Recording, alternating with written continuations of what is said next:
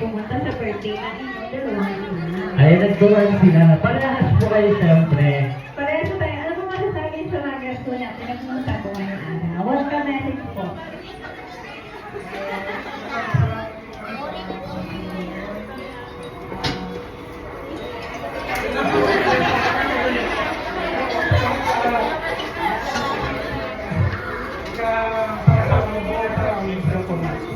Thank you so much, sir.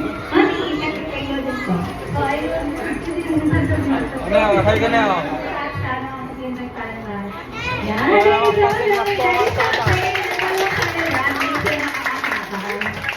Okay, so, hi Samantha. How old are you today? Ilang taon ka na po? 5. You're turning 5. Anything you want to say sa mga kaibigan mo? Ano po sa iyong birthday celebration? Ano sabi mo sa kanila?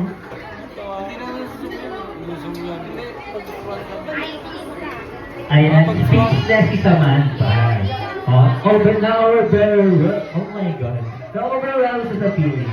Kailangan mo sa lino. Parang baka naman natin ang ating birthday girl. Ang sabi mo sa Edward. Turning 7, tama si 7 ka na tuloy. Yan. So ano masasabi mo sa nagat ngayon na pumunta sa birthday mo? Thank you. Parang baka naman natin ang dalawa natin. Celebrant, kasama si Mami and si Daddy.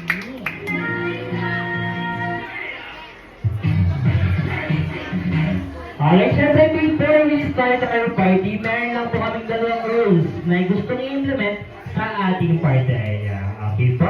For our first rule, kapag sinabi po ang happy birthday, sasabihin niyo po ang name ng ating celebrant. Edward and Samantha. Okay po? Try po natin.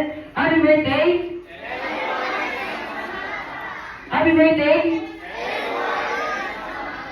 Happy birthday! Para may sabit yun. Ano eh? Oo, nag-ano talaga eh. May problem. Okay, try mo ulit natin. Happy birthday!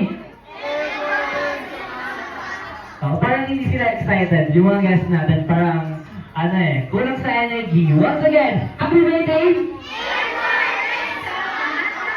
Ayan, excited din talaga ang ating mga kids dito sa harapan. Okay. Pero we're excited nyo ito naman po. Pag sinabi ko naman po, hep, sasabihin niyo po hori. Pero this time, dapat po nakataas po ang ating dalawang kamay. Ay, pinitas po naman ang dalawang kamay.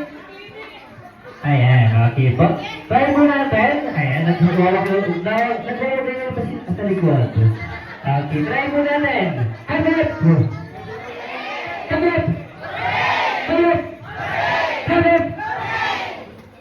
Hagap! Hindi lahat ng tataas ng kamay. Ano ba yung pwede natin gawin? Kasi tawagin naman natin si Mami at si Daddy. Ayan. Mami and Daddy, may mga kayo dito. Dito lang